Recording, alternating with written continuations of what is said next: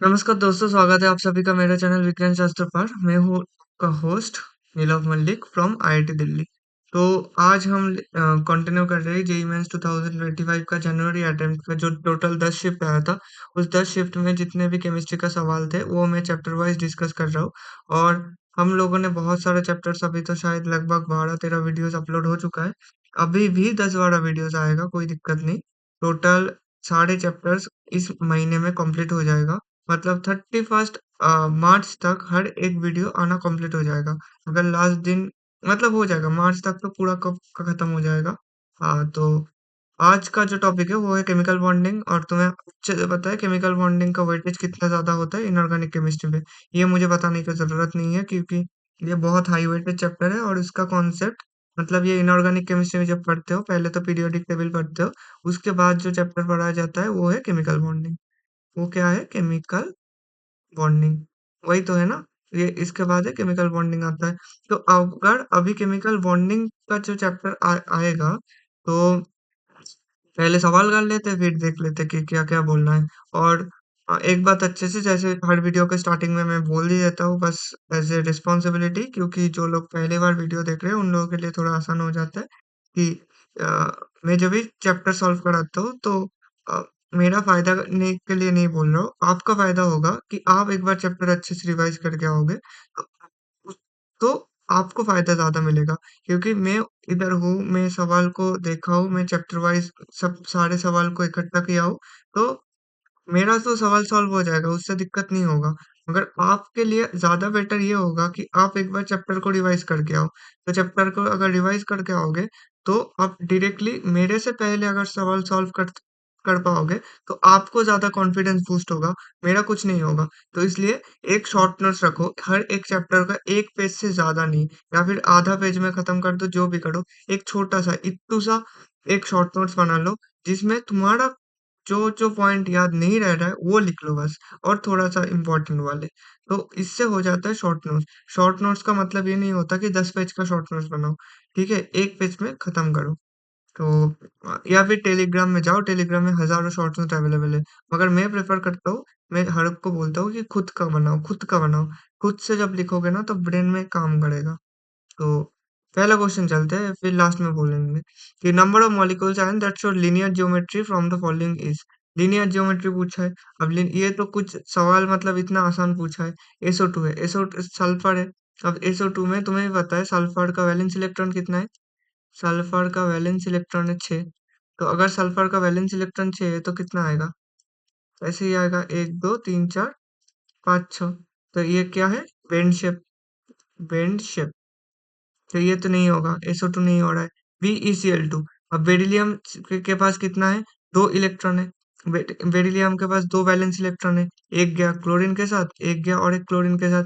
और तुम्हें पता है कि वेस्पर थ्योरी हमें क्या बताता है? वेस्पर थ्योरी हमें रिपल्शन को लेके बात करता है। रिपल्शंस को लेके बात करता है। क्या होता है? लोन पेयर रिपल्शन सबसे ज्यादा होता है। Lone pair bond pair repulsion, फिर बॉन्ड पेयर रिपल्शन। अगर तुम ये देखोगे तो इन दोनों के बीच में ये बॉन्ड पेयर, दो ही बॉन्ड पेयर रखा है और सबसे मिनिमम रिपल्शन। और हर एक मॉलिक्यूल, केमिकल बॉन्डिंग का बेसिस किस लिए बन रहा है? केमिकल बॉन्डिंग बेसिस ये है कि हर एक मॉलिक्यूल हर एक मॉलिक्यूल अपना लोएस्ट एनर्जी में रहता है, अपना लोएस्ट एनर्जी में रहता है।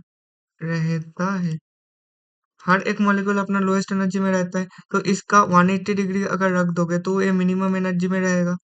तो ये तो लीनियर होगा, मतलब BeCl2 का जो कंपाउंड है ये लीनियर है। BeCl2 तो करेक्ट ऑप्शन होगा। तो इसके बाद कार्बन डाइऑक्साइड। और इतने दिनों से केमिस्ट्री पढ़ रहे हो तो इतना तो पता ही होगा कि कार्बन डाइऑक्साइड में दो डबल बॉन्ड है। कार्बन कार्बन का वैलेंस इलेक्ट्रॉन कितना है? 4। और 4 में 2 ऑक्सीजन आ रहा है, तो 1 2 3 4। तो 4 वैलेंस इलेक्ट्रॉन 4 खा गया। और 2 पाई बॉन्ड है। तो मिनिमम रिपल्शन के लिए 180 डिग्री में रख दो। तो ये होगा कार्बन डाइऑक्साइड, जिसका क्या स्ट्रक्चर है? Linear structure. और कार्बन का इस हाइब्रिडाइजेशन कितना है? sp N3 minus. N3 minus कैसे होता है? N3 माइनस का स्ट्रक्चर नाइट्रोजन नाइट्रोजन नाइट्रोजन, ठीक है। और दोनों में डबल बॉन्ड आता है। एक में तुम माइनस लिख दो, एक में तो पॉजिटिव लिख दो, एक में तुम नेगेटिव लिख दो, ठीक है। ये होता है बेसिक स्ट्रक्चर। और रेजोनेंस में ऐसे तुम कर भी सकते हो, मगर करने का थोड़ा सा अजीब लगता है किसी को, कि इधर बनेगा N2 माइनस नाइट्रोजन, ये ट्रिपल वन नाइट्रोजन, ये पॉजिटिव चार्ज आएगा। तो ओवरऑल इसमें नेगेटिव चार्ज कितना आ रहा है, दो नेगेटिव चार्ज एक पॉजिटिव चार्ज, तो ये तो बैलेंस करके एक नेगेटिव चार्ज ले रहा है। तो एक नेगेटिव चार्ज तो वन नेगेटिव चार्ज बन रहा है। और इसमें भी देखो, दो नेगेटिव चार्ज और एक पॉजिटिव चार्ज मिला के एक ही नेगेटिव चार्ज बनेगा। तो ये मत सोच लेना कि N3 माइनस का मतलब ये पॉजिटिव क्यों ला रहे हो। तो ये स्ट्रक्चर तुम्हें थोड़ा अजीब लग सकता है, मगर ये स्ट्रक्चर, आप ये स्ट्रक्चर तुम्हें पता है कि नाइट्रोजन, बीच वाला नाइट्रोजन का हाइब्रिडाइजेशन sp हो रहा है, क्योंकि दो डबल बॉन्ड जा रहा है, तो इसका भी स्ट्रक्चर कितना होगा, लीनियर स्ट्रक्चर होगा। तो ये भी करेक्ट ऑप्शन होगा। इसके बाद NO2 बोला है। NO2 ये मैं मिटा देता हूँ, क्या कर रहा हूँ मैं, ये ऐसे कर देता हूँ, ठीक है।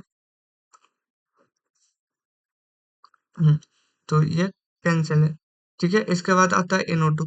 NO2 के इन NO2 में तुम्हें क्या दिख रहा है, NO2 में नाइट्रोजन का वैलेंस इलेक्ट्रॉन कितना है, 5 वैलेंस इलेक्ट्रॉन है। अगर NO2 के पास 5 वैलेंस इलेक्ट्रॉन है, तो नाइट्रोजन क्या करेगा, एक तो डबल बॉन्ड ऑक्सीजन के साथ दिया, और एक ऑक्सीजन ऐसा हुआ, और एक ये हो गया 5, ठीक है। तो इन नाइट्रोजन NO2 का स्ट्रक्चर क्या है, बेंड शेप। तो NO2 भी नहीं हुआ। इसके बाद F2 आता है। F2 जैसे किसी को अगर वाटर पता है, तो वाटर जैसे ही होता है F2O, OF2। तो इसके बीच में रिपल्शन थोड़ा ज्यादा होगा और कुछ नहीं होगा। जैसे OH2 में, अगर मैं OH2 में बोलूँ, इसका 104 डिग्री समथिंग आता है, तो इसका थोड़ा फ्लोरीन फ्लोरीन की वजह से थोड़ा सा ज्यादा आएगा और कुछ नहीं आएगा। तो जो भी आएगा, इसका शेप तो बेंट आएगा ना, ठीक है। तो F2 नहीं होगा। इसके बाद XCF2। XCF2 मतलब जेनॉन का कितना इलेक्ट्रॉन्स हो रहा है, जेनॉन का हो रहा है 8 इलेक्ट्रॉन, 8 वैलेंस इलेक्ट्रॉन्स होता है। 8 वैलेंस इलेक्ट्रॉन में 8 वैलेंस इलेक्ट्रॉन और दो फ्लोरीन को इधर रखना होता है। इ- इधर एक लोन पेयर आया, इधर एक लोन पेयर, इधर एक लोन पेयर। मैंने कैसे किया ये, जेनॉन का देखो, जेनॉन का अगर मैं दिखाऊं, जेनॉन में कितना इलेक्ट्रॉन है, 8 इलेक्ट्रॉन है, दो फ्लोरीन गया, मतलब 6 बचा, 6 मतलब 3 लोन पेयर होगा। अब 3 लोन पेयर को तुम कैसे रख सकते हो, अगर तुम इधर एक लोन पेयर रखो, इधर एक लोन पेयर रखो, इधर एक लोन पेयर रखो, तो इधर इधर 90 डिग्री रिपल्शन होगा। उससे बेस्ट है लोन पेयर को 120 डिग्री रखो। 120 डिग्री क्यों रखना है, क्योंकि मिनिमम रिपल्शन होना चाहिए, मिनिमम रिपल्शन होना चाहिए 120 डिग्री रिपल्शन के लिए। 120 डिग्री में तीनों लोन पेयर को रख दो, मतलब एक प्लेन में तीनों लोन पेयर खत्म हो गया, एक फ्लोरीन को अबव और एक फ्लोरीन को। और अगर तुम्हें इतना पता होना चाहिए कि जो इलेक्ट्रोनेगेटिव होता है, इलेक्ट्रोनेगेटिव एलिमेंट जैसे कि फ्लोरीन, फ्लोरीन को कहाँ दिया जाता है, एक्सियल पोजीशन पे, ठीक है, एक्सियल पोजीशन पे दिया जाता है। तो ये एक CF2 क्या है, स्ट्रक्चर तो लिनियर है। और फ्लोरीन फ्लोरीन आपके हिसाब से क्या रहेगा, फ्लोरीन फ्लोरीन रहेगा तुम्हारा ट्रांसपोजिशन में, अकॉर्डिंग टू यू। एक सेकंड, मैं एक स्लाइड कॉपी कर लेता हूँ। तो उसके बाद क्या आ रहा है, उसके बाद आ रहा है NO2 plus I3 minus O3, NO2 plus I3 minus O3। और इधर से कितना बन रहा है, एक दो तीन, 1 2 3, अभी तक तो तीन तीन आया और चार, चार कंपाउंड आया, जो कि लीनियर है। और टोटल पूछा है लीनियर कितना है। अब NO2 प्लस, NO2 में नाइट्रोजन का वैलेंस इलेक्ट्रॉन कितना है, 5। और नाइट्रोजन में अगर प्लस लग गया तो उसमें 4 हो गया, 4 इलेक्ट्रॉन और 2 ऑक्सीजन। तो इधर आ गया, इधर आ गया, तो पॉजिटिव चार्ज हो गया। तो नाइट्रोजन का वैलेंस इलेक्ट्रॉन कितना आ रहा है, 4 आ रहा है, कोई दिक्कत नहीं। तो इसका भी शेप कितना होगा, लीनियर शेप। ये फिफ्थ कंपाउंड आ गया। और इसके बाद अगर करोगे, इसके बाद I3 माइनस बोला है, तो I3 माइनस कैसे करोगे, आयोडीन के पास, आयोडीन, और ये तुम्हारा देखो, आयोडीन का वैलेंस इलेक्ट्रॉन कितना है, वैलेंशियल इलेक्ट्रॉन, आयोडीन का वैलेंशियल इलेक्ट्रॉन 7 है।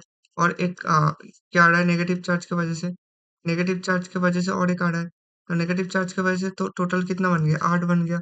और देखो, आयोडीन का 8 बन गया, तो 8 में से दो आयोडीन को माइनस कर दो तो 6, मतलब 3 लोन पेयर बच रहा है। तो 3 लोन पेयर को ऐसे कर दो, 1 2 3, और ये आ गया एक आयोडीन, ये आ गया एक आयोडीन। तो ये आयोडीन आयोडीन आ गया, और माइनस इधर लग दो, तो ये भी क्या होगा, लीनियर, लीनियर स्ट्रक्चर होगा, ठीक है। इसके बाद आता है ओजोन। ओजोन कैसे होगा, ओजोन होगा ऐसे, ठीक है। यही तो होता है ना ओजोन का structure, positive charge negative charge, ठीक है। और अगर तुम्हें पता है और इसका अगर मैं रेजोनेटिंग स्ट्रक्चर या फिर रेजोनेंस हाइब्रिड तुम्हारा हिसाब से बनाऊं तो इधर तो पॉजिटिव चार्ज फुल्ली रहता है मगर ये डेल्टा नेगेटिव हो जाता है। मतलब अगर मैं चार्ज लिखूं तो माइनस हाफ और इधर +1। ठीक है, इस ऑक्सीजन के ऊपर ये क्या है, रेजोनेंस हाइब्रिड। और इतना जानने का जरूरत नहीं है, इसका शेप क्या है, बेंड शेप। इस क्वेश्चन के लिए तो इतना काफी है। मगर ओजोन का स्ट्रक्चर कर लेना क्योंकि ये बहुत ज्यादा आता है और बहुत ज्यादा इंपॉर्टेंट भी होता है ओजोन का स्ट्रक्चर। तो ये पहला क्वेश्चन गया, पहला क्वेश्चन थोड़ा लेंदी था और मैंने इसलिए थोड़ा सा मतलब आराम से करा है। तो ठीक है, नेक्स्ट क्वेश्चन में जाते हैं। नेक्स्ट क्वेश्चन में क्या पूछा है, बोला है कि following compounds in increasing order of the dipole moment. ये थोड़ा ना एक्सपेरिमेंटल बेस्ड क्वेश्चन है, फिर मैं बता रहा हूँ। थोड़ा सा देखो, dipole moment mu is equal to q into d होता है। क्यू मतलब चार्ज और डी मतलब डिस्प्लेसमेंट, या डिस्प्लेसमेंट क्या बोल रहे हो, डिस्टेंस बोलो। Charge into distance, charge into distance होता है। ठीक है, कोई दिक्कत नहीं। अब देखो चार्ज, पहले H B are, H2S, NF3 और CH3। ये है तुम्हारा एच बी आर, ये तुम्हारा हो गया H2S, और NF3 कितना है, NF, फ्लोरीन, फ्लोरीन। और क्या है, CH3, CH, chloride, chloride, chloride. एक देखो, अगर मैं एक्सपेरिमेंटल डेटा में थोड़ा सा बाद आता हूँ, CH3 में क्या हो रहा है, तीनों क्लोराइड एक ही डायरेक्शन में पॉइंट आउट कर रहा है। और इधर हाइड्रोजन का, अब देखो पहले तो इलेक्ट्रोनेगेटिविटी देख लो। देखो चार्ज का तो इधर कोई लफड़ा नहीं आ रहा है क्योंकि इधर हर एक कंपाउंड न्यूट्रल कंपाउंड दिया है। अब अगर मैं चार्ज डिफरेंस में अगर मैं ये कैलकुलेट करूँ कि डायरेक्ट कोई ऐसा कोई बल्क चार्ज नहीं है, जो चार्ज है वो क्या है, बॉन्ड के थ्रू जा रहा है। अब CH3 में क्या हो रहा है, हाइड्रोजन और क्लोरीन का electronegativity, del electronegativity of hydrogen और minus del electronegativity of chlorine देखो, तो ये बहुत ज्यादा हाई है। ठीक है, ये इतना ज्यादा हाई है, तो क्या होगा, इन दोनों का डिफरेंस जो आएगा ये टोटल इधर ही जाएगा, नीचे जाएगा। और इसका जो म्यू वैल्यू आ रहा है वो बहुत ग्रेटर वैल्यू आएगा। इन सबसे तो सबसे ज्यादा वैल्यू आ रहा है ना, क्योंकि एक बात तो, पहली बात तो 3 क्लोरीन आ रहा है और हाइड्रोजन क्लोरीन का डिफरेंस बहुत ज्यादा होता है, तो इसका तो सबसे ज्यादा होगा। ये CH3 मतलब फोर्थ ऑप्शन तो गलत हो गया। इसके बाद देखो, इसके बाद अगर मैं बोलूँ तुम्हारा, सबसे पहले देखो ये चार्ज को लेके चलो। चार्ज को लेके खेलने से जो जहां पर डेल्टा इलेक्ट्रोनेगेटिविटी, मतलब change in electronegativity, change in electronegativity is less. अगर चेंज इन इलेक्ट्रोनेगेटिविटी लेस है, इसका क्या होगा, डाइपोल मोमेंट गिरेगा, लेस। ठीक है, अगर इसका तो नाइट्रोजन और 3 फ्लोरीन है, तो फ्लोरीन और नाइट्रोजन, नाइट्रोजन के बाद ही आता है नाइट्रोजन, ऑक्सीजन, फ्लोरीन। तो नाइट्रोजन और फ्लोरीन में ज्यादा अंतर नहीं है डेल्टा इलेक्ट्रोनेगेटिविटी का। तो इसमें क्या होगा, फ्लोराइड के तरफ तो आएगा, कोई दिक्कत नहीं हो, इधर एक लोन पेयर भी है कोई ना। तो ये क्या होगा, ये थोड़ा सा खींचेगा मगर उतना नहीं खींच पाएगा क्योंकि नाइट्रोजन और फ्लोराइड के बीच में कोई ज्यादा अंतर नहीं है। तो इसका जो डेल्टा वैल्यू आएगा, इसका जो डाइपोल मोमेंट आएगा वो सबसे लिस्ट आएगा, डाइपोल मोमेंट लिस्ट। तो NF3 का सबसे लो जा रहा है, तो इसका फर्स्ट ऑप्शन होगा। और इधर तुम्हें पता चल रहा है H2S का ज्यादा होता है HBr से। ठीक है, इसका तो कुछ मतलब क्या ही बोलूं, क्योंकि सल्फर और ब्रोमीन में, हाइड्रोजन सल्फर में तो इसे लग रहा है मगर ये दो तरफ से जा रहा है। और अगर मैं डेटा डायरेक्ट वैल्यू दूं, क्योंकि ये थोड़ा ना एक्सपेरिमेंटल वेस्ट ही हो जाता है ज्यादा, तो अगर मैं डायरेक्ट वैल्यू लिखूं तो मैं वैल्यू लिख देता हूँ। तुम्हारा पहले NF3 डालो, mu of HBr, mu of H2S, mu of CHCl3, यही तो है ना चारों। तो म्यू ऑफ NF3 कितना है, 0.4, 0.24 डिवाइड, उसके बाद अगर HBr का लिखो 0.78, और उसके बाद 0.95, और इसके बाद ये आता है 1.01। ठीक है, ये है तुम्हारा एक्चुअल डेटा, ये याद रख लेना। मतलब ये क्वेश्चन रिपीट नहीं होगा, तो ये इसको छोड़ दो क्वेश्चन को। इसके बाद चलते हैं नेक्स्ट क्वेश्चन पे। नेक्स्ट क्वेश्चन में, ये क्वेश्चन ना बहुत अच्छा क्वेश्चन है, इसमें ज्यादा दिमाग मत लगाओ तो ज्यादा बेहतर होता है। देखो, मॉलिक्यूल्स ओबेइंग ऑक्टेट रूल। अब जब भी ये ऑक्टेट रूल में आता है, ऑक्टेट रूल बताता क्या है, हाइड्रोजन को छोड़ के, हाइड्रोजन हीलियम को छोड़ के जितने भी होता है, उसका वैलेंस शेल में 8 इलेक्ट्रॉन्स होना चाहिए। 8 इलेक्ट्रॉन से फिल करो, ठीक है? यही तो होता है। अब सीधी बात है, अगर 8 इलेक्ट्रॉन तुम्हें पता है कि बोरॉन या एल्युमिनियम जहाँ भी दिख जाए, वो क्या होगा? हाइपोवैलेंट। हाइपोवैलेंट मतलब 6 इलेक्ट्रॉन प्रेजेंट होगा। और जब भी तुम्हें तुम्हें वो दिख जाए, फास्फोरस दिख जाए, फास्फोरस या सल्फर दिख जाए, तो ये क्या होगा? हाइपरवैलेंट। तो इसे तो पहले छोड़ दो। पहले देखो, एक ऑप्शन में तुम्हें ये दिख रहा है कि कार्बन है।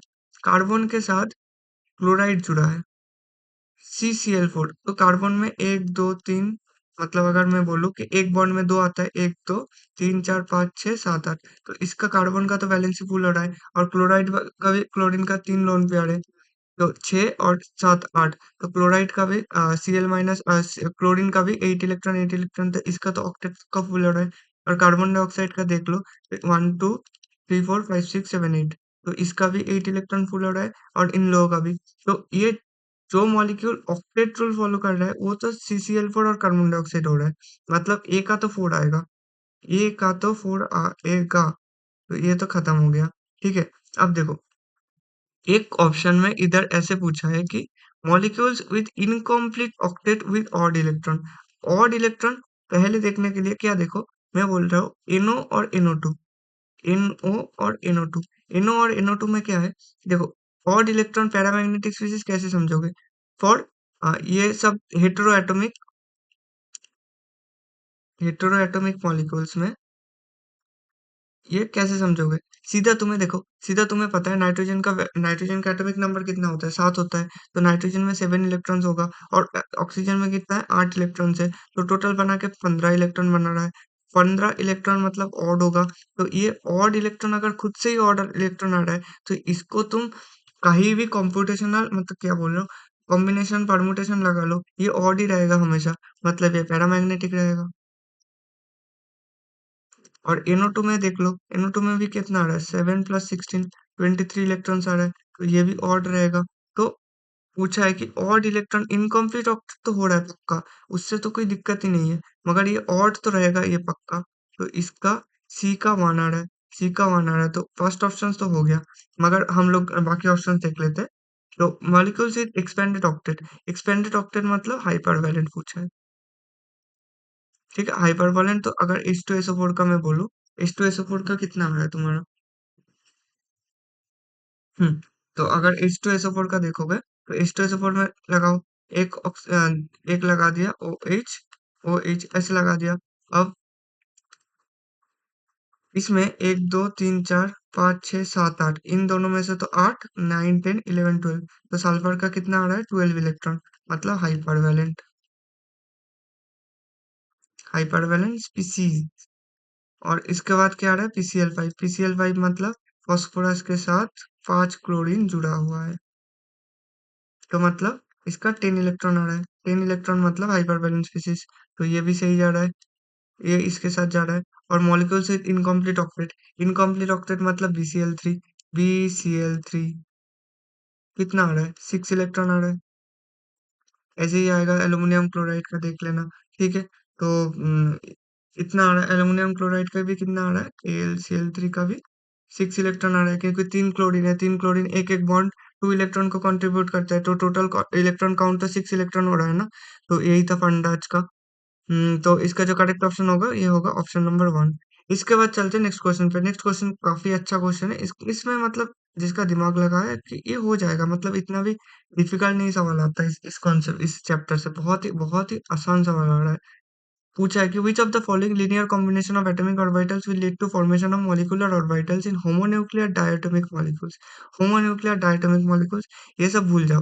देखो, पूछा है कि internuclear axis is Z direction. Int ये हमेशा याद रखना, ये इंपॉर्टेंट है कि इंटरन्यूक्लियर एक्सिस में है। इंटरन्यूक्लियर एक्सिस मतलब किस तरफ तुम किस तरफ तुम लेके जा रहे हो, किस तरफ जेड डायरेक्शन में तुम्हें मॉलिक्यूल, मतलब तुम्हें ऑर्बिटल को लेके जाना है।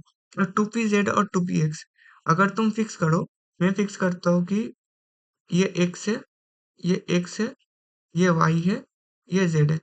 ठीक है, कोई दिक्कत नहीं। तो 2p z और 2px को ड्रॉ कर लो। 2px मतलब क्या होगा?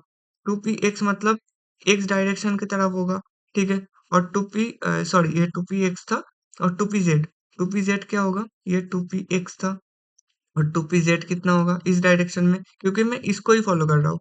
मान लो कि ये x है, ये z है, y z, तो इसका क्या आएगा? 2pz नाम होगा, जो कि z एक्सिस पे है। तो अगर तुम इसे z एक्सिस पे डाल दो, मतलब इस तरफ z एक्सिस में ले आओ, तो क्या होगा?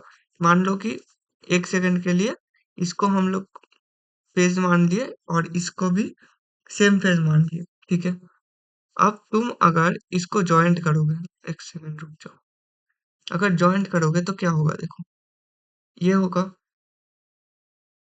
यही हो रहा है ना। अब ये तो था सेम फेज में और ये भी था सेम फेज में, ठीक है? तो इसमें क्या होगा, इतना सा पार्ट को अगर मैं ब्लैक कलर से दिखा देता हूँ, तो इतना सा जो पार्ट था वो बॉन्डिंग में होगा, बॉन्डिंग शो करेगा, और इतना सा जो पार्ट था वो एंटी बॉन्डिंग शो करेगा, वो एंटी बॉन्डिंग शो करेगा। तो बॉन्डिंग और एंटी बॉन्डिंग अगर इक्वल अमाउंट में हो रहा है, इक्वल अमाउंट में हो रहा है, तो क्या होगा? बॉन्डिंग और एंटी बॉन्डिंग अमाउंट का जो टोटल, मतलब इक्वल अमाउंट में हो रहा है, तो बॉन्डिंग भी नहीं होगा, एंटी बॉन्डिंग भी नहीं होगा, तो मतलब इसका कोई फायदा नहीं होगा, ये नॉन बॉन्डिंग की तरह एक्ट कर जाएगा। तो ये तो गलत हो गया। मतलब ये बॉन्डिंग मॉलिक्यूलर ऑर्बिटल तो नहीं शो कर रहा है, ठीक है? मॉलिक्यूलर और फॉर्मेशन ऑफ मॉलिक्यूलर ऑर्बिटल्स मतलब बॉन्डिंग वाला होता है। अब इसमें बोला है 2s एंड 2px, और 2s मतलब 2s तो 2s क्या होता है? स्पेरिकल, स्फेरिकल इन नेचर होता है, और इसका चार्ज तो कुछ भी मान लो, प्लस भी मान सकते हो, पॉजिटिव नेगेटिव भी मान सकते हो, मतलब फेज, चार्ज मतलब फेज बोल रहा हूँ। प्लस और नेगेटिव में इसलिए नहीं बोल रहा हूँ क्योंकि ये जो बंदे लोग प्लस कर देते हैं या फिर इसको प्लस नेगेटिव कर देते हैं, ये सब क्या है? फेज है। इसको चार्ज गलती से भी मत कंसिडर कर लेना, ये चार्ज नहीं है, ये फेज है। तो ये 2s है, 2s के ऊपर तुम 2px दे रहे हो, और ये क्या है? 2px, ये 2px है, ठीक है? इसको मैं एक फेज में रख रहा हूँ, इसको दूसरा फेज में, मतलब कलर से कर रहा हूँ, ठीक है? तो ये 2px है, इसको तुम्हें z डायरेक्शन में ले जाना है, मतलब इस डायरेक्शन पे, z डायरेक्शन पे। अगर z डायरेक्शन पे ले जाओगे तो क्या होगा? मान लो कि ये 2s था और इधर 2px लगा दो, तो इतना सा, हम्म,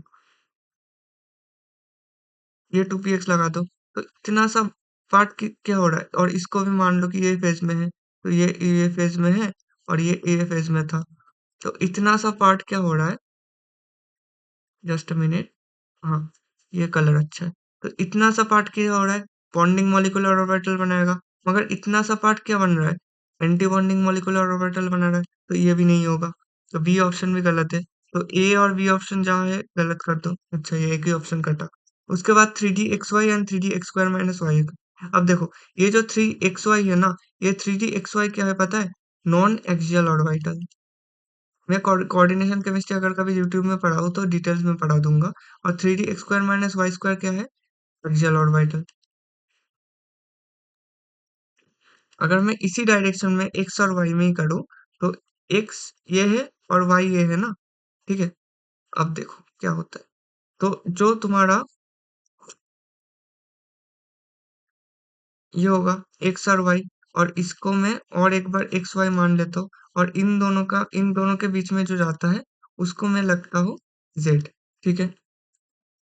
तो मैं बोला कि 3d xy एक्सियल ऑर्बिटल नहीं है, मतलब 3d xy ऐसे बिलोंग करता है। ये क्या है तुम्हारा? 3d xy प्लेन में है, ये एक प्लेन में है, ठीक है? और उसका नीचे और एक है, उसका नीचे क्या होगा? 3d x² minus Y square, और 3d x² minus Y square क्या है? प्लेन में, प्लेन में है, और ये डायरेक्शन क्या है? z direction. तो इसे तुम ये मान सकते हो, कोई दिक्कत नहीं, जो भी मान लो। मगर जब तुम जेड डायरेक्शन में लगाओगे, अगर मैं इधर से पिक्चर देखूं, इधर आंख रख के देखूं, जहां पर जेड डायरेक्शन का एक्सिस में देखूं, तो जेड डायरेक्शन में क्या आएगा? ये तुम्हारा, मान लो कि ये एक्स और वाई एक्सिस है, एक्स और वाई एक्सिस में ये तुम्हारा क्या है? 3d डी एक्स वाई, ठीक है? और तुम्हारा अगर ब्लैक कलर से दिखाओ, इसमें क्या आएगा? ये ब्लैक कलर में क्या है? 3d x² minus Y square. तो कोई ऑर्बिटल ओवरलैप नहीं, नो ऑर्बिटल ओवरलैप, कोई ऑर्बिटल ओवरलैप ही नहीं हो रहा है, तो सी भी गलत ऑप्शन हो गया। तो सी एंड डी तो नहीं होगा, क्योंकि सी ऑप्शन तो हो ही नहीं रहा है। उसके बाद क्या है, आ रहा है 2s एंड 2pz। 2s मतलब 2s तो ऐसा था ही 2s, और उसके बाद क्या आ रहा है 2pz। 2pz मतलब देखो, अब एस ऑर्बिटल तो स्फेरिकल है, कहीं भी से भी आ सकता है। अब जेड ऑर्बिटल में क्या आ रहा है, मतलब जेड एक्सिस में क्या आ रहा है, जेड एक्सिस में आ रहा है 2px, 2pz, सॉरी 2pz। अब 2pz में मैं ये तो बता सकता हूँ, ये एक सेम पेज में है, ये डिफरेंट पेज में है। तो इधर देखो, इधर जो बन रहा है ये बॉन्डिंग मॉलिक्यूलर ऑर्बिटल बन रहा है, ये प्योरली बॉन्डिंग मॉलिक्यूलर ऑर्बिटल बन रहा है ये वाला। तो ये तो करेक्ट ऑप्शन हो रहा है, मतलब डी वाला सही है, तो इधर से तो ऑप्शन आ रहा है। और लास्ट वाला देख लेते हैं, 2pz and 3d x² - y²। अगर मैं इसे ही बोलूँ कि ये क्या था, 3d x² - y² था, और 2pz लगा रहे हो, मतलब 2pz नीचे से आएगा ऐसे। अब 2pz नीचे से ये आएगा, तो ये जो सेम पेज में ये वाला था, ये रेड कलर और ये रेड कलर, मतलब ये 1 और 2, ये तो इसके साथ बॉन्डिंग मॉलिक्यूलर ऑर्बिटल दिखेगा, मगर 3 और 4 जो है ये इसके साथ एंटी बॉन्डिंग मॉलिक्यूलर ऑर्बिटल दिखाने लग जाएगा। तो ओवरऑल कुछ नहीं होगा। ठीक है, तो इसका जो करेक्ट ऑप्शन होगा वो होगा थर्ड ऑप्शन। क्या है, और ये भी नहीं हो रहा है, डी ओनली। इसके बाद हम लोग चलते हैं नेक्स्ट क्वेश्चन पे। नेक्स्ट क्वेश्चन में क्या पूछा है, नेक्स्ट क्वेश्चन में बोला है which of the following statement is true with respect to water, ammonia and CH4। ठीक है, अब हाँ, तो central atoms of all the molecules are sp3 hybridised, ये तो तुम्हें पता ही है। ऑक्सीजन हाइड्रोजन हाइड्रोजन, दो लोन पेयर है, और एमोनिया एक लोन पेयर, तीन हाइड्रोजन, और CH4 क्या है, ये वाला। हाइब्रिडाइजेशन कैसे निकालते हैं, हाइब्रिडाइजेशन स्टेरिक नंबर से निकाल लेता है, वो सबको आता है। मैं ये क्या ही एक्सप्लेन करूँ, हाइब्रिडाइजेशन थोड़ी अभी एक्सप्लेन करूंगा। तो ये sp3 हाइब्रिडाइज्ड है, मतलब चारों कोई डबल वन, कोई अनसैचुरेशन नहीं है। ये एक बॉन्ड पेयर है, ये एक बॉन्ड पेयर है, एक लोन पेयर, एक लोन पेयर। ये मतलब इसका स्टेरिक नंबर कितना है, हर एक के लिए 4 है। तो हर एक के लिए अगर 4 आ रहा है, क्योंकि इसमें क्या है 2+2, दो लोन पेयर और दो बॉन्ड पेयर, इसमें क्या आ रहा है 3+1, 3 बॉन्ड पेयर और एक लोन पेयर, और इसमें 4 बॉन्ड पेयर। तो जो भी है इसका तो हाइब्रिडाइजेशन सबका sp3 आएगा, मतलब ए तो करेक्ट ऑप्शन है। मतलब इधर से दो सेकंड ऑप्शन खत्म कर दिया। ऐसे ऑप्शन एलिमिनेशन सीखो, ऑप्शन एलिमिनेशन बहुत जरूरी होता है दिमाग को शांत रखने का। तो उसके बाद वाटर का सबको पता है, ये 104.5 डिग्री आता है, और इसके बाद 107.5 डिग्री आता है अमोनिया का, और ये तो 109.5 डिग्री है। हाँ, कोई बच्चा बहुत दिमाग लगाएगा, 109.5 डिग्री नहीं, 109.28 होगा। वो 109 डिग्री 28 मिनट होता है, जिसको कन्वर्ट करोगे अगर डिग्री में, तो 109.5 डिग्री होगा, ये याद रख लेना। तो ये भी सही ऑप्शन है, तो बी ऑप्शन करेक्ट हो रहा है। देखो, ये ऑप्शन इधर से गलत हो रहा है। तुम्हारा जो 25% प्रोबेबिलिटी था सही होने का, वो 50% में बदल गया ऐसे ही। और ऐसे ही जब बदल दोगे तो देखो, सी ओनली, सी दोनों में ही कॉमन है, फिर भी देख लेते हैं, मगर सी तो होगा ही होगा। देखो, डाइपोल मोमेंट बोला है CH4 का, CH4 का, क्योंकि CH4 का तो dipole moment mu is equal to 0 है, तो इसका तो डाइपोल मोमेंट कम होगा ही होगा। उसके बाद क्या है, अमोनिया का आ रहा है, वाटर का आ रहा है। मोस्ट इलेक्ट्रोनेगेटिव कौन है, इलेक्ट्रोनेगेटिविटी ऑर्डर अगर चेक करोगे तो ऑक्सीजन का ज्यादा आता है नाइट्रोजन से। तो अगर ऑक्सीजन का नाइट्रोजन से ज्यादा आता है, तो ऑक्सीजन का इलेक्ट्रोनेगेटिविटी ज्यादा है, तो उसका mu is equal to q into d होता है, तो इसका क्यू ज्यादा आ रहा है। तो dipole moment order, dipole moment कितना आ रहा है, OH2 का ज्यादा आ रहा है, फिर NH3 का, फिर आएगा CH4 का। ठीक है, तो ये तो सही ऑप्शन है, कोई दिक्कत नहीं। तो सी तो कॉमन है, मैंने पहले ही बोल दिया। अब ल्यूइस एसिड और ल्यूइस बेस क्या होता है, तो मैं सब एक, हाँ, ल्यूइस एसिड, ल्यूइस एसिड मतलब, ल्यूइस एसिड मतलब क्या होगा, ल्यूइस एसिड को, ल्यूइस एसिड का मतलब क्या होता है, ल्यूइस एसिड मतलब जो प्रोटॉन डोनेट कर सके, which can, sorry, which can accept proton, accept H+, accept lone pair, यही तो होता है ना। जो जो लोन पेयर को एक्सेप्ट कर सके, उस जो इलेक्ट्रॉन पेयर को या फिर लोन पेयर को एक्सेप्ट एक्सेप्ट कर सके, उसे बोलते हैं हम लोग ल्यूविस एसिड। और जो लोन पेयर को, जो इलेक्ट्रॉन पेयर को, अरे, और बेस को क्या बोलते हैं, लुईस बेस को, which can which can donate electron pair या फिर लोन पेयर, कुछ भी बोल लो। तो तुम्हें भी पता है वाटर क्या है, वाटर के पास लोन पेयर है, तो ये तो डोनेट कर सकता है, तो इसे हम लोग क्या बोल देंगे, लुईस बेस। और एमोनिया आ रहा है, एमोनिया भी नाइट्रोजन के पास लोन पेयर है, तो इसको ये भी लुईस बेस होगा। तो ये लुईस एसिड तो पक्का नहीं होगा, मतलब डी ऑप्शन जहां पे भी है खत्म कर दो। अच्छा है कि ये इन दोनों में डी ऑप्शन नहीं है। देखो, बी के बाद तुम डायरेक्टली ई पे जा सकते थे, क्योंकि इन दोनों में बी और सी तो कॉमन ऑप्शन है। ठीक है, जरूरत ही नहीं था ऑप्शन चेक करने का सी का और डी का। बी नहीं भी है क्योंकि ये तो लीव्स बेस है। और सी एच फोर कैसे लीव्स बेस हो गया, सी एच फोर कैसे डोनेशन करेगा, ये तो सिंगल बॉन्ड बॉन्ड पेयर है, तो ये भी गलत हो गया। तो ये स्टेटमेंट पूरा गलत है। इसमें इसके बाद बोला है solution of NH3 is in H2 is basic. और Lowry Bronsted acid and base का कॉन्सेप्ट है, तो मैं एक बार अच्छे से दिखा देता हूँ, एक सेकंड। कंट्रोल, देख लो, बोला क्या गया। NH3 in H2 is basic, NH3 in water is basic, यही बोला है ना। तो NH3 को जब तुम वाटर में दोगे तो क्या करेगा, नाइट्रोजन, एमोनिया किसके तरह एक्ट करता है, एमोनिया बेस की तरह एक्ट करेगा। और इधर वाटर क्या है, वाटर नॉर्मल एक न्यूट्रल सोल्यूशन है, मतलब तुम्हारा एक्वस सॉल्यूशन। अगर एक्वस सॉल्यूशन है तो एमोनिया क्या करेगा, एमोनिया चुप नहीं बैठेगा। एमोनिया क्या करेगा, इसको H प्लस और OH माइनस में टूटने का, थोड़ा सा टूटने का प्रोबेबिलिटी रखेगा। H प्लस और OH माइनस में टूटेगा कि ये बेस का प्रोबेबिलिटी होता है। और सीधी बात क्या करेगा, ये नाइट्रोजन, अगर वाटर को तुम मान लो कि वाटर को मन में मान लो कि H प्लस और OH माइनस में टूट गया है, ठीक है, ये मन में मान लो। और नाइट्रोजन क्या करेगा, सीधा H प्लस को पकड़ेगा, H प्लस को पकड़ के NH4 प्लस बना देगा, और ये OH माइनस बन गया। अब तुम्हें जो ये इक्विलिब्रियम दिख रहा है, ये जो इक्विलिब्रियम एस्टेब्लिश्ड हुआ है, इक्विलिब्रियम एस्टेब्लिश्ड हुआ है, इसमें तुम्हें किसका कॉन्सेंट्रेशन दिख रहा है, OH माइनस का कॉन्सेंट्रेशन दिख रहा है। अगर OH माइनस का कॉन्सेंट्रेशन आ रहा है, मतलब pH 7 से ऊपर जा रहा है एट 25 डिग्री सेंटीग्रेड, मतलब ये बेसिक सॉल्यूशन का इंडिकेशन देगा। तो पक्का ये तो बेसिक होगा, कोई दिक्कत नहीं। In this solution NH3 and water acts as a Lowry Bronsted acid and base, मतलब NH3 को बोल रहा है एसिड, NH3 को बोल रहा है एसिड, और वाटर को बोल रहा है base. Obviously Lowry Bronsted acid, जो भी है लाउरी ब्रॉन्स्टेड एसिड और बेस, जो भी तुम बोलोगे। अब देखो, मुद्दा यही है कि लाउरी ब्रॉन्स्टेड एसिड बोलो या फिर बेस बोलो, ये होता क्या है, लाउरी ब्रॉन्स्टेड एसिड बेस में, जो कि एक्सेप्ट,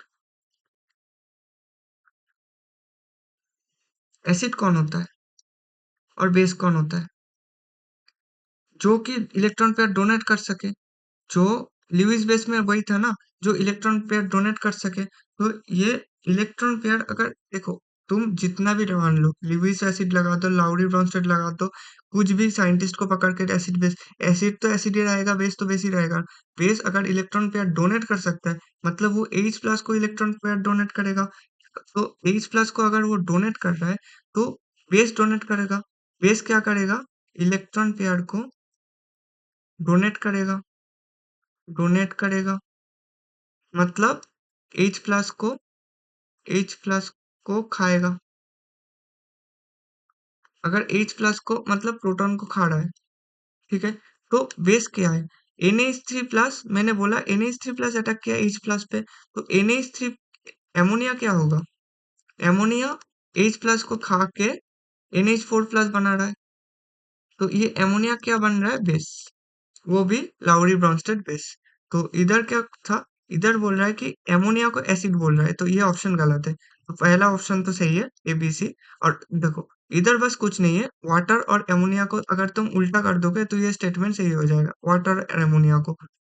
और इधर एसिड कौन है, वाटर OH माइनस में, वाटर से H प्लस छोड़ के जा रहा है, H प्लस छोड़ के जा रहा है। अगर H प्लस छोड़ के जा रहा है तो ये क्या है, ठीक है। तो ये याद रख लेना ये कॉन्सेप्ट। इसके बाद हम लोग चलते हैं नेक्स्ट क्वेश्चन पे। देखो, और 5 सवाल है अभी, टाइम, ठीक है, जल्दी जल्दी खत्म करते हैं। बोला है कि experimentally determined oxygen oxygen bond length in the O3 are found to be same and the bond length is greater than that of the oxygen double bond but less than. कुछ नहीं है, ओजोन का structure बना लो। Ozone का structure ऐसे होता है, O minus plus, ठीक है। वेन स्ट्रक्चर होता है, वेन स्ट्रक्चर।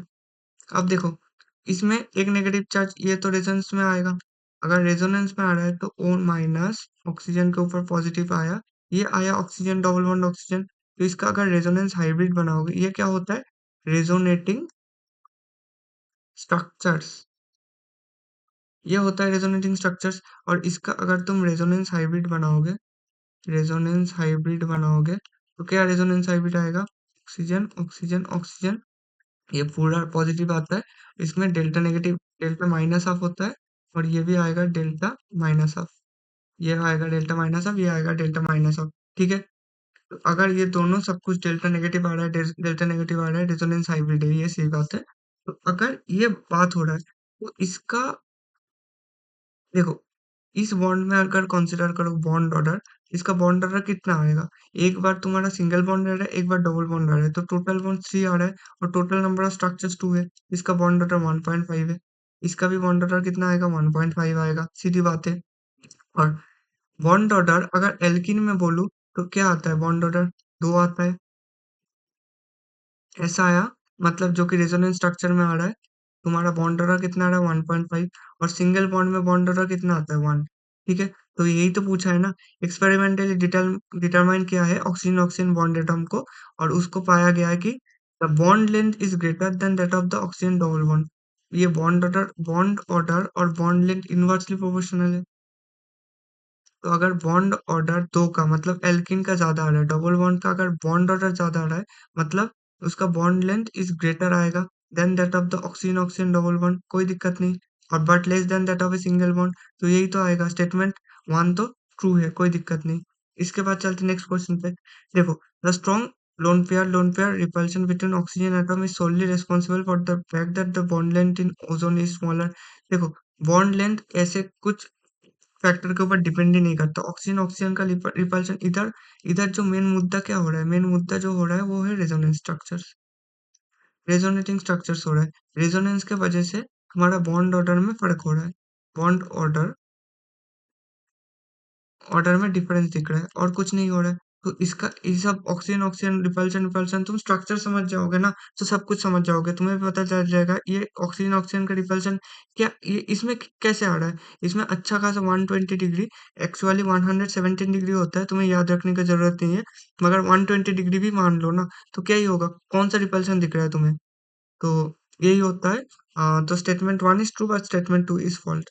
तो इसका भी फर्स्ट ऑप्शन करेक्ट होगा, ठीक है। इसके बाद हम लोग चलते हैं नेक्स्ट क्वेश्चन पे। नेक्स्ट क्वेश्चन में क्या पूछा है, in the given structure number of sp and sp2 hybridized carbon atoms respectively are. देखो, कार्बन एटम्स बोला है, तो ये तो तुम्हें कार्बोनिल सेंटर है, ये sp2 होगा। ये क्या है, sp2 होगा। ये क्या है, sp2 होगा। ये क्या है, sp3 होगा, sp3। ये क्या है, sp3। ये क्या है, sp सेंटर। एल्कीन एल्काइन है, sp सेंटर। ये sp2 सेंटर है। एल्कीन जहां पर हो वो sp2 होगा, अगर ट्रिपल बॉन्ड हो वो sp होगा। ये sp है। ये क्या है, और ये तो जानने का जरूरत नहीं है, फिर भी sp होगा, ठीक है। तो अगर ये हो रहा है तो sp2 पूछा है कितना है, sp2 अगर देखोगे तो ये 1 2 3 4 5, 5 आ रहा है। sp2 कितना आ रहा है, 5। और sp सेंटर, एक तुम्हारा एक कार्बन सेंटर ये आ गया।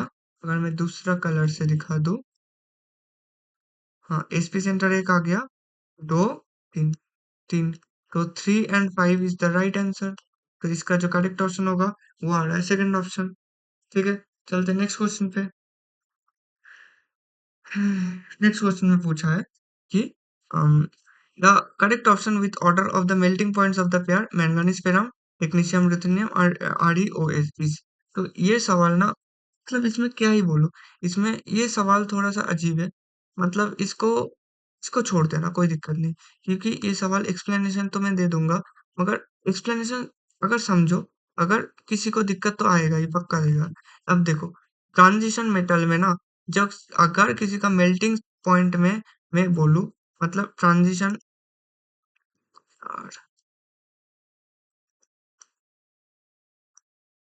हाँ, ट्रांजिशन मेटल में ट्रांजिशन मेटल में अगर किसी का तुम मेल्टिंग पॉइंट कंपैरिजन कर रहे हो, मेल्टिंग पॉइंट कंपैरिजन कर रहे हो, तो उसका जो पहला फैक्टर क्या आता है? उसका जो पहले फैक्टर आता है वो है मेटालिक बॉन्डिंग। मेटालिक बॉन्डिंग, अब तुम ये मान सकते हो कि मेटालिक बॉन्डिंग का स्ट्रेंथ मान लो, कुछ भी मान लो, मेटालिक बॉन्डिंग का स्ट्रेंथ होता है, वीक होगा या फिर स्ट्रांग होगा। और क्या आता है? D orbital interaction, D orbital interaction, ये सेकंड पॉइंट है। ये मेटालिक बॉन्डिंग क्या है? स्ट्रेंथ, इसका हम लोग स्ट्रेंथ चेक करते हैं। और थर्ड हम लोग जो देखते हैं, ये थर्ड उतना इंपॉर्टेंट नहीं होता मगर फिर भी देख लेते हैं, मगर इंपॉर्टेंट है उसका क्रिस्टल स्ट्रक्चर। क्रिस्टल स्ट्रक्चर मतलब मैं क्या बोल रहा हूँ? उसका बीसीसी हो सकता है, उसका एचसीसी हो सकता है, उसका एचसीपी हो सकता है, कुछ भी हो सकता है। ठीक है, तो अगर ये सब हो रहा है तो हाँ, तो अब देख लेते हैं। अब क्या है? आयरन, मैंगनीज, आरयूटीसी और आरईओएस। तो इसका अगर मैं सिंप्लीफाई करूँ, तो पहले बोला है कि आयरन और मैंगनीज में, आयरन और मैंगनीज में सीधी बात क्या है? देखो, आयरन में जो है ना, आयरन का जो पहला पॉइंट मैंने बोला कि मेटालिक बॉन्डिंग स्ट्रेंथ, आयरन में क्या होता है? आयरन में मेटालिक बॉन्डिंग जो है वो बहुत अच्छा खासा होता है। और उसके लिए वो जो बनाता है क्रिस्टल स्ट्रक्चर, आयरन बनाता है body centre cubic structure, BCC. BCC का याद रख लेना, बीसीसी का 68.01% आता है उसका पैकिंग एफिशिएंसी, ये आ सकता है सॉलिड स्टेट से। तो आयरन क्या होगा? आयरन में स्ट्रॉन्गर मेटालिक बॉन्डिंग है। मैंगनीज क्या है? मैंगनीज भी कॉम्प्लेक्स उतना स्टेबल नहीं है, मतलब वो आयरन के कंपैरिजन में लेस स्टेबल है। तो इसलिए मैंगनीज का लोअर मेल्टिंग पॉइंट होगा, आयरन का ज्यादा होगा। तो आयरन और मैंगनीज में रीजन क्या रहा? आयरन और मैंगनीज में रीजन है कि मेटालिक बॉन्डिंग। उसके बाद क्या चलते हैं? उसके बाद है रुथेनियम, आरयू और टेक्नीशियम, टीसी। तो रुथेनियम में क्या है? रुथेनियम भी सेम कहानी है, क्योंकि रुथेनियम का मेटालिक बॉन्डिंग बहुत स्ट्रॉन्गर है, मगर रुथेनियम क्या शो करता है? HCP, hexagonal close structure packing. ठीक है, तो इसलिए टेक्नीशियम से रुथेनियम का स्ट्रक्चर ज्यादा मेल्टिंग पॉइंट शो करेगा क्योंकि ज्यादा स्टेबल है। और रेडियम और ऑस्मियम में अगर देखो, फिर रू और तो मनतकड़ी, तुम्हारा ये ऐसा होता है। ठीक है, एक सेकंड, ये तुम्हारा मन तकड़ी ये आता है। और पी रू ऑस, ये ग्रुप अनुज ऐसा होता है। एमएन और एफी में एफी जीत गया, कोई दिक्कत नहीं। एमएन और एफी में तो एफी जीत गया। ठीक है, अ, और इसके बाद क्या आएगा? टीसी और आरयू में भी टीसी आरयू जीत गया। ठीक है, अब तुम्हें वही लग रहा है ना कि ऑस्मियम जीतेगा। और इसमें क्या होता है? इसमें उल्टा हो जाता है। इसमें क्यों उल्टा होता है? इसमें होता क्या है? अगर तुम रिनियम और ऑस्मियम में देखोगे, रिनियम is one of the highest melting points of among the metal, मतलब इसका मेल्टिंग पॉइंट बहुत अच्छा खासा ज्यादा है, क्योंकि इसमें जो मेटेलिक बॉन्डिंग प्रेजेंट होता है ना, ये बहुत अच्छा खासा स्टेबल होता है। और ऑस्मियम का स्लाइटली वीकर है, मतलब इतना भी कम नहीं, मगर रिनियम का बहुत ज्यादा होता है। क्योंकि रिनियम का वो होने के पीछे, रिनियम का जो क्रिस्टल स्ट्रक्चर है ना, इसका जो मैंने क्रिस्टल स्ट्रक्चर बोला, इसका क्रिस्टल स्ट्रक्चर एचसीपी है। एचसीपी मतलब हेक्सागोनल क्लोज पैकिंग, उसका 74.01% होता है, हेक्सागोनल 74.04%। तो इसका हेक्सागोनल क्यूबिक पैकिंग की वजह से इसका आरी का रिनियम का बहुत ज्यादा हो जाता है। तो इसका जो करेक्ट ऑप्शन आएगा वो आएगा थर्ड ऑप्शन। ठीक है, और इधर आयरन का क्या आएगा? बीसीसी स्ट्रक्चर आ रहा है, और इसका कितना आ रहा है? एचसीपी स्ट्रक्चर, कितना नहीं, कौन सा स्ट्रक्चर आ रहा है? एचसीपी स्ट्रक्चर आ रहा है। इसके बाद चलते हैं नेक्स्ट क्वेश्चन पे। नेक्स्ट क्वेश्चन में क्या बोला है? नेक्स्ट क्वेश्चन में सीधा बोला है कि तुम स्ट्रक्चर अगर तुम्हें आता है तो तुम्हें क्वेश्चन आएगा। अगर पूछा है कि स्क्वायर पिरामिडल ज्योमेट्री किस किस का है, तो चारों ही तो कंपाउंड है, उसका स्ट्रक्चर ड्रॉ कर लो। B R F five, XeO F four, उसके बाद एस बी एफ फाइव, उसके बाद क्या आ रहा है? पीसीएल। तो पीसीएल5 से स्टार्ट कर लेते हो। पीसीएल5 में क्या है? Phosphorus, chlorine. इसका स्टेरिक नंबर देखो, स्टेरिक नंबर अगर 5 नहीं आएगा तो कुछ नहीं होगा ना।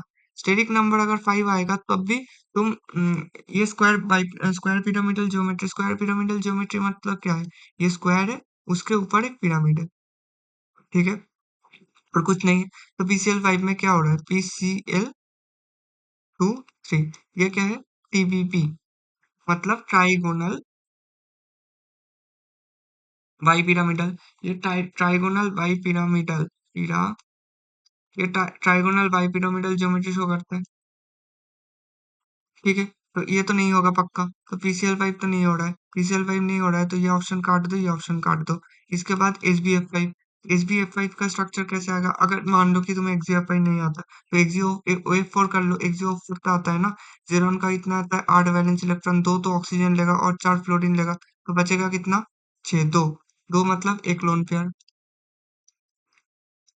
दो मतलब एक लोन पेयर आ रहा है, तो अगर एक लोन पेयर आ रहा है, तो इसका मतलब जेनॉन, इधर एक डबल बॉन्ड लगा दो, एक,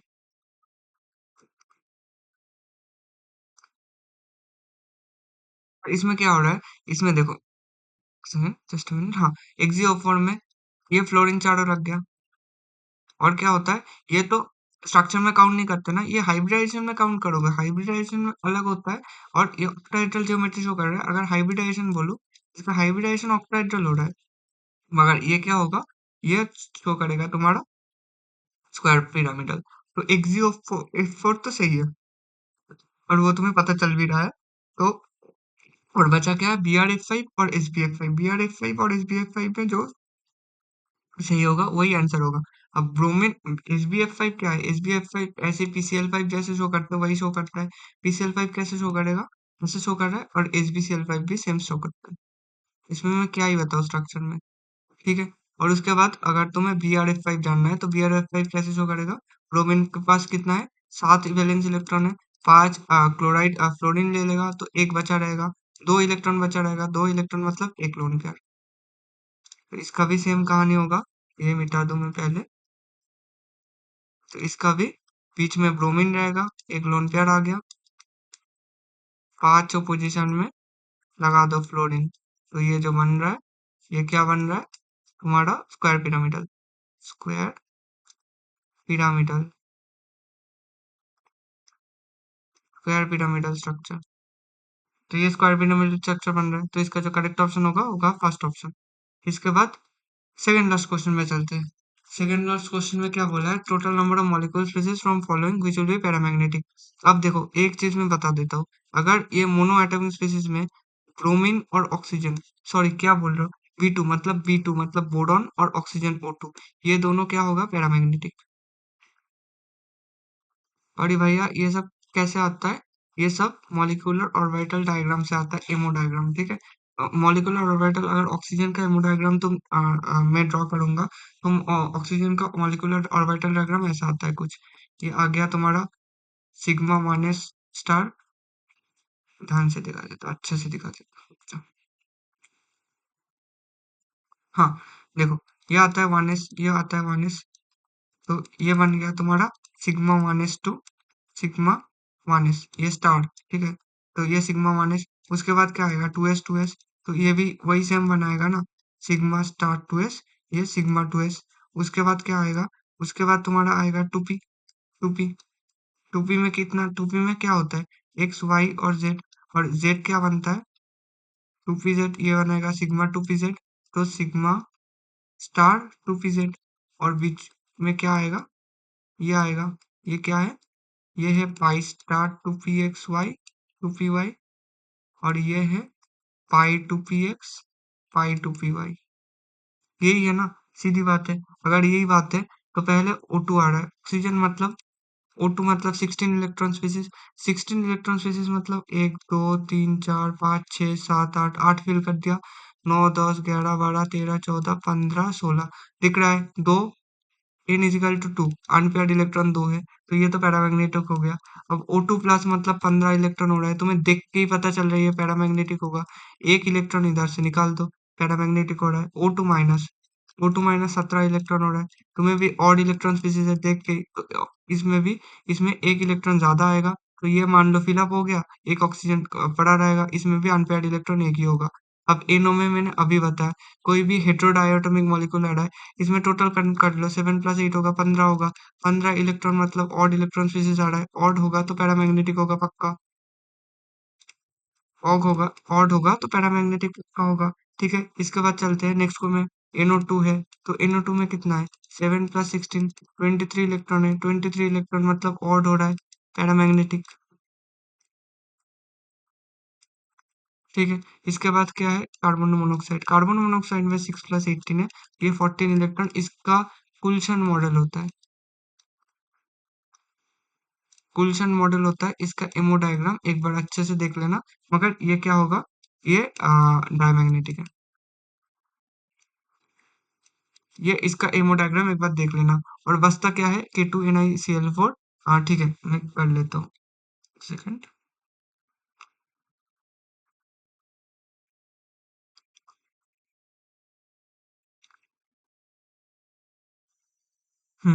तो बचा क्या है, K2NiCl4, CONH3 और K2NiCN4। तो यही तो बचा है ना। तो इसमें क्या होगा, तो इसमें से पैरामैग्नेटिक कौन कौन हो रहा है, 1 2 3 4 5, 5 तो अभी हो गया। और इन तीनों में से देख लेते हैं, K2NiCl4 2 माइनस मतलब NiCl4 2 माइनस है, तो NiCl4 2 माइनस मतलब निकल का इतना आता है, x-4 = -2। x निकल का इतना है, x = +2, मतलब निकल टू प्लस। निकल टू प्लस मतलब D8 electron system. D8 electron system tetrahedral में बोल रहा है। टेट्राहेड्रल में कैसे फिल होता है, ऐसे फिल होता है, 1 2 3 4 5 6 7 8। तो इसका भी n = 2, मतलब पैरामैग्नेटिक स्पीसीज। पैरामैग्नेटिक स्पीसीज जिसका भी ऑड इलेक्ट्रॉन स्पीसीज है, ऑड इलेक्ट्रॉन स्पीसीज है, वो पैरामैग्नेटिक शो करेगा। तो इसका n = 2 आ रहा है, तो ये भी शो करेगा। इसके बाद कोबाल्ट, कोबाल्ट NH3 6 3+। तो ये कोबाल्ट ना, कोबाल्ट जब 3+ में होता है, उसके साथ अमोनिया होता है, तो ये क्या करेगा, स्ट्रॉन्ग फील्ड लिगेंड की तरह एक्ट करेगा। तो कोबाल्ट 3+ मतलब D6 electron system. D6 electron system को अगर तुम करोगे तो ये आएगा स्ट्रॉन्ग फील्ड सिस्टम में। तो इसका n = 0, मतलब डायमैग्नेटिक। डायमैग्नेटिक स्पीसीज है। और लास्ट में क्या आएगा, लास्ट में तुम्हें NiCN4 2-, यही तो है ना। तो निकल टू प्लस सिस्टम मतलब D8 सिस्टम। D8 सिस्टम को तुम सॉरी सॉरी सॉरी NiCN4 मतलब ये स्क्वायर प्लेनर।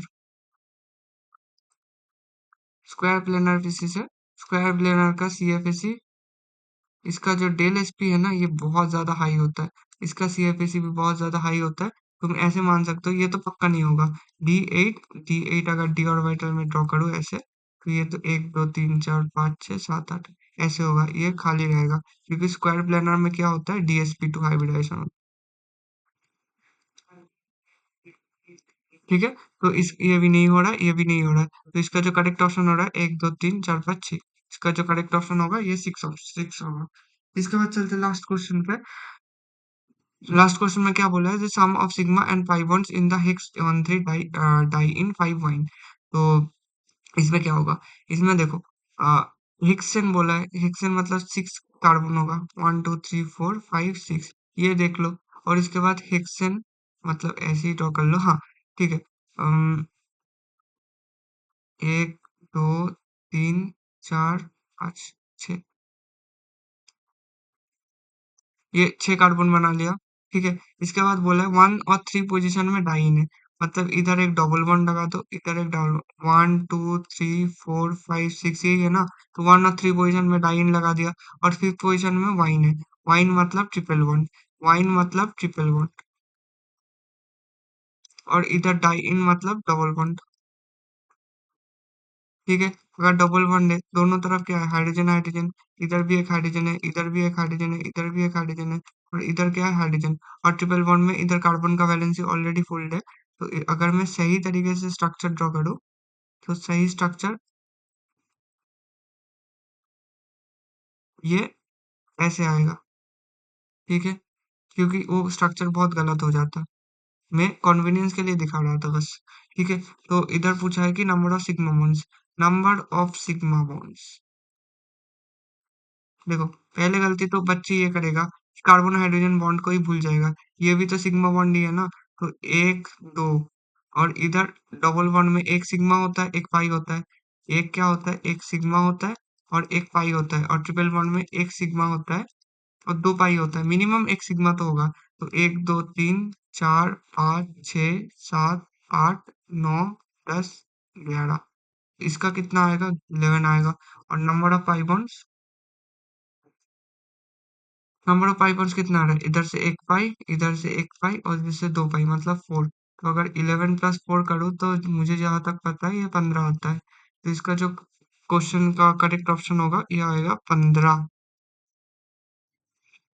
ठीक है। तो क्या ही बोलूं, टोटल 12 क्वेश्चंस हो गया खत्म। 12 क्वेश्चन से आए थे। टोटल 12 क्वेश्चंस मैंने सॉल्व कर दिया इस चैप्टर से।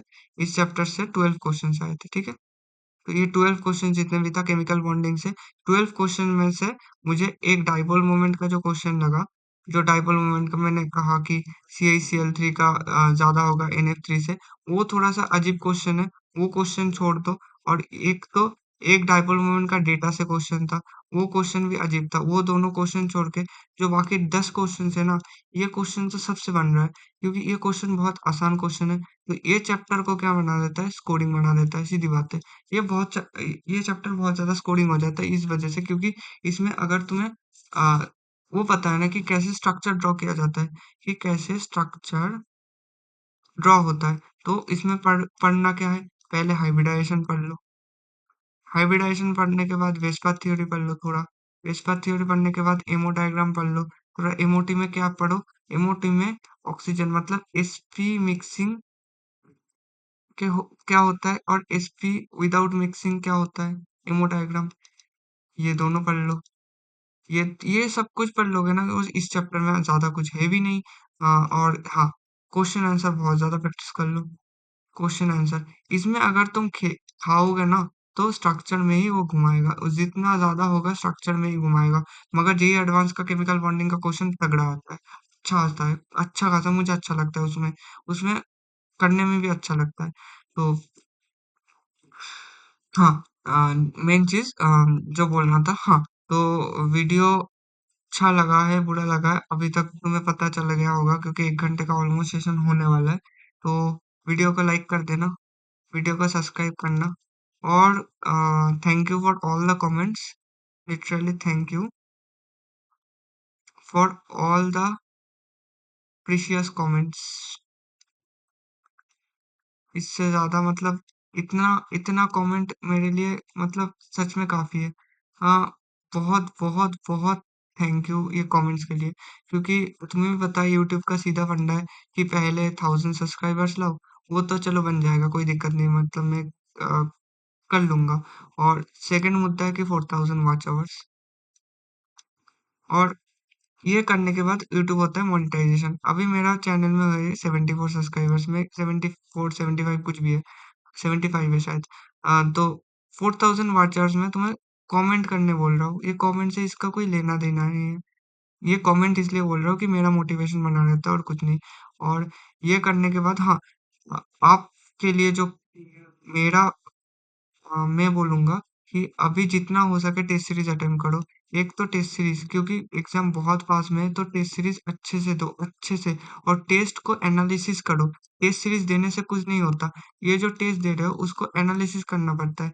टेस्ट सीरीज को एनालिसिस करो, जो गलती हो रहा है, और मतलब इसके अकॉर्डिंग केमिस्ट्री तो हो रहा है, उसके अकॉर्डिंग फिजिक्स भी रोकना मत, फिजिक्स भी रोक के, अच्छे से करो, मैथ्स भी अच्छे से करो, तो ओवरऑल ग्रो होता है। कोई एक सब्जेक्ट को लेके नहीं होता, ओवरऑल ग्रोथ करो, और जो सब्जेक्ट स्ट्रांग है उसको तो फोड़ दो, उसका तो फोड़ना ही है। और आ, अच्छे से अटेम्प्ट करो क्वेश्चंस, मुझे भी लगता है कि अच्छे से अटेम्प्ट हो जाएगा, उतना ज्यादा टेंशन लेने की जरूरत नहीं है। बस अच्छे से लगे रहो।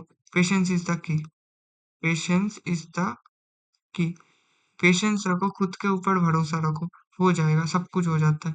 हाँ, मैं भी एक दिन सोच रहा था, मेरा तो फर्स्ट अटेम्प्ट में क्या ही बोलूं, मतलब मेरा जनवरी अटेम्प्ट में कुछ नहीं था, लिटरली कुछ नहीं था, तो उससे इतना तक आया हूँ। ठीक है, हो जाएगा, कुछ नहीं होगा। तो मिलते हैं नेक्स्ट वीडियो में। बने रहोगे। थर्मोडायनेमिक्स या फिर कुछ भी लेके आता हो, वो मुझे कल ही पता चलता है। तो वीडियो तो अपलोड हो जाएगा आज। और कमेंट कर देना, और थोड़ा शेयर भी कर देना, और वीडियो अच्छे से देखो तो मुझे भी अच्छा लगता है। तुम IIT आओगे तो तुम्हारा फायदा होगा, मुझे गर्व महसूस होगा, और कुछ नहीं। क्योंकि अभी तो टीचर से स्टूडेंट बनने का, मतलब स्टूडेंट टीचर थोड़ा बना गया हो। टीचर नहीं बोलूंगा, गाइड बोल दो। टीचर बहुत बहुत लंबी है, मेरे लिए नहीं है, मैं बहुत छोटा आदमी हूँ। ठीक है, तो मिलते हैं नेक्स्ट वीडियो पे।